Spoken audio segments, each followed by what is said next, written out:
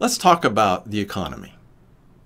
Now, I know that most of us would rather not, but when it falls apart, bad things happen, and those bad things happen to you. And I'm afraid that I have a lot of bad news for you in 9 links. But there is a ray of sunshine in the 10th one. But we start off with 18 very bad bits of news from Michael Snyder on his website, theeconomiccollapseblog.com. It's titled 18 Really Big Numbers That Show That the U.S. Economy is Starting to Fall Apart Very Rapidly. Here, let me quote Michael Snyder and his research into those 18 really big numbers. He says, quote, "The following are 18 really big numbers that show that the U.S. economy is starting to fall apart very rapidly. Number 1, farm loan delinquencies just hit the highest level that we have seen in 9 years. Number 2, we just learned that the U.S. exports declined by $4 billion during the month of December. Number 3, JCPenney just announced that they will be closing another 24 stores. Number 4, Victoria's Secret has just announced plans to close 53 stores. Number 5, on Thursday, Gap announced that it will be closing 230 stores over the next 2 years. Number 6, Payless Shoe Source has declared bankruptcy and is closing all 2,100 stores. Number 7, Tesla is also closing all of their physical sales locations and will now only sell vehicles online. Number 8, PepsiCo has started laying off workers and has committed to millions of dollars in severance pay. Number 9, the Baltic Dry Index has dropped to the lowest level in more than 2 years. And let me insert a little point. That level was the lowest level ever 2 years ago. Number 10, this is the worst slump for core U.S. factory orders in 3 years. Number 11, we just witnessed the largest decline in the Philly Fed Business Index in more than 7 years. Number 12, in January, sales of existing homes fell 8.9% from a year earlier. That was the 3rd month in a row that we have seen a decline of at least 8%. This is an absolutely catastrophic trend for the real estate industry. Number 13, U.S. housing starts were down 11.2% in December compared to the previous month. Number 14, compared to a year earlier, home sales in Southern California were down 17% in January. Number 15, in December, home sales in Sacramento County fell a whopping 22.5% compared to a year earlier. Number 16, pending home sales in the United States have now fallen on a year-over-year basis for 13 months in a row. Number 17, more than $166 billion in student loan debt is now seriously delinquent. That is an all-time record. Number 18, more than 7 million Americans are behind in their auto loan payments. That is also a new all-time record, and it is far higher than anything that we have witnessed during the last recession. Close quote. Now, back to me. Those are bad statistics, and some of them are worse than just bad, and Michael ends that list with this. Quote, "It appears that the recovery has finally come to an end. After seeing all of those numbers, there is no way that anyone can possibly claim that economic conditions are getting better." Close quote.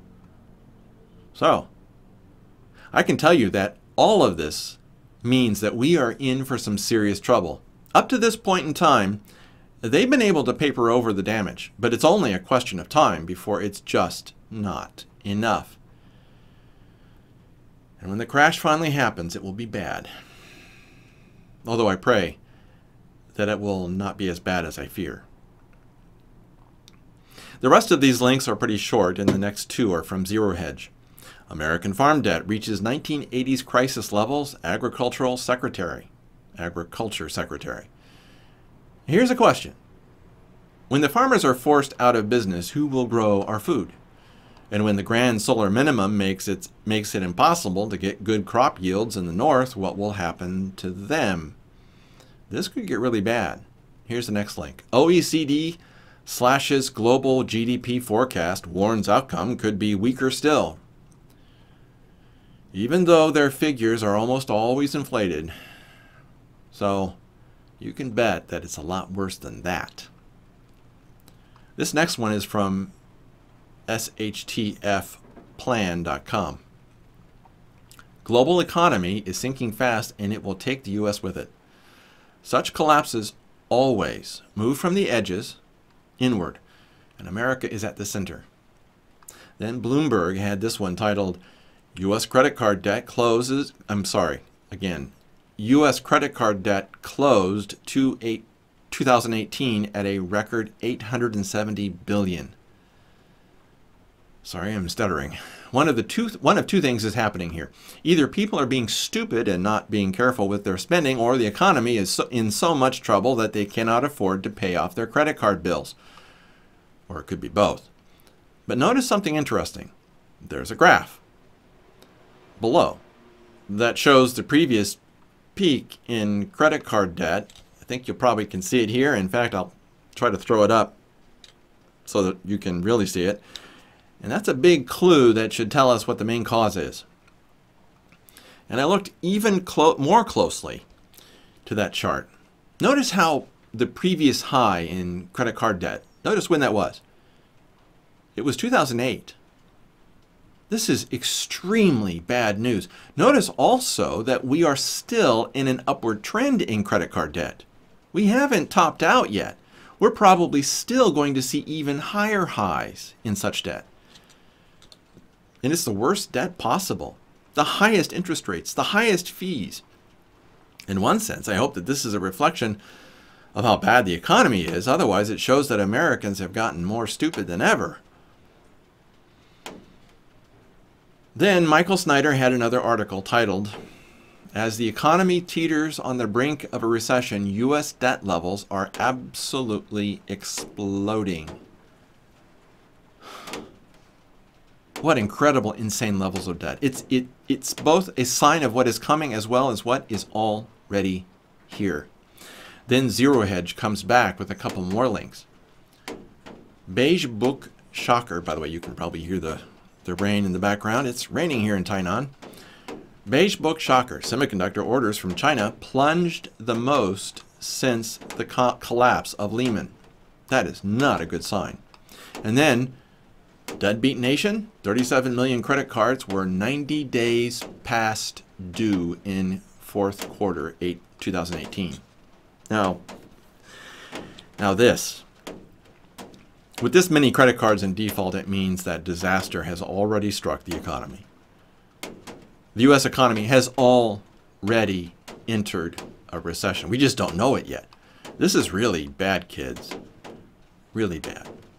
But then Martin Armstrong weighs in on a bit of light at the end of this horrible news.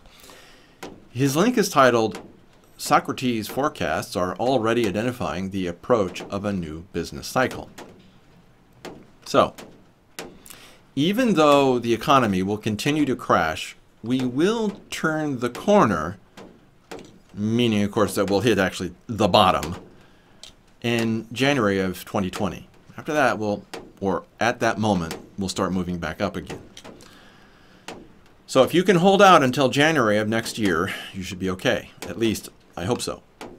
I mean, his computer has been right before. Just know that there are worse things than just an economic collapse in our future.